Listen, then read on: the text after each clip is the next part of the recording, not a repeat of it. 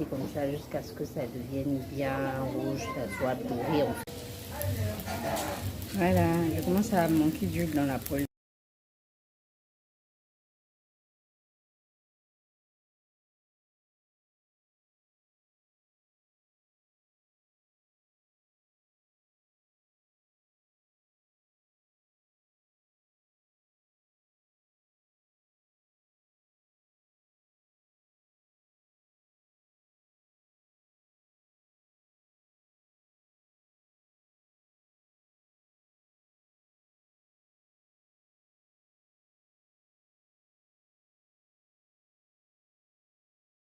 J'espère que vous portez bien.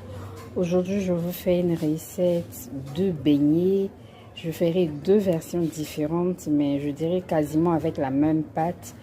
L'une des pâtes sera plus légère que l'autre, donc l'une légère et l'autre un peu lourde. Donc celle qui sera lourde va servir pour les beignets communément en Côte d'Ivoire on appelle bofloto.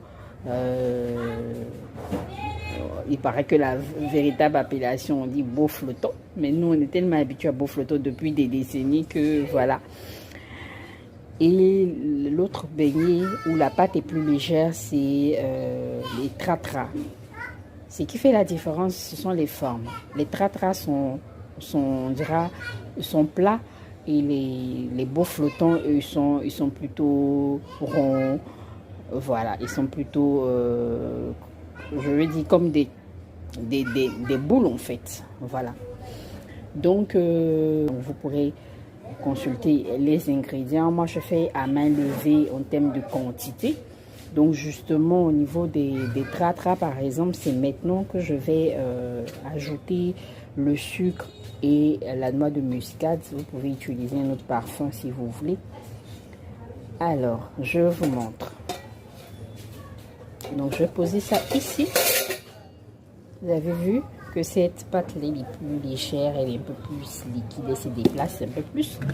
Et cette autre pâte là, elle est plus condensée. Donc, je n'ai pas encore dégazé.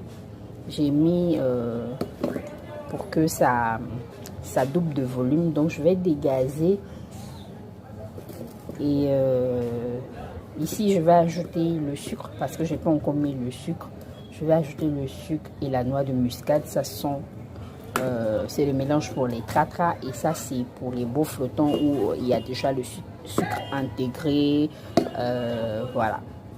Donc je vais vous laisser avec les images et je mettrai par écrit pour éviter de vous déranger avec les bruits de personnes qui parlent. Donc voici ma noix de muscade que j'ai ajoutée. Je vais mettre du sucre. Je vais utiliser le sucre brun. On va ajouter encore du sucre. Donc je mélange pour que ça s'intègre bien. Je fais avec une seule main pendant que l'autre main à la caméra. Donc désolé si l'assiette se promène en fait.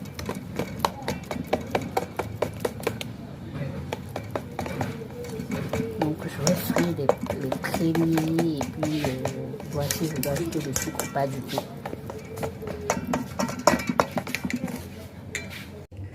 Je vais utiliser juste cette petite quantité d'huile là pour frire les tratras. Les tratras, on n'a pas besoin de beaucoup d'huile. On fait juste un peu pour ne pas que non seulement ça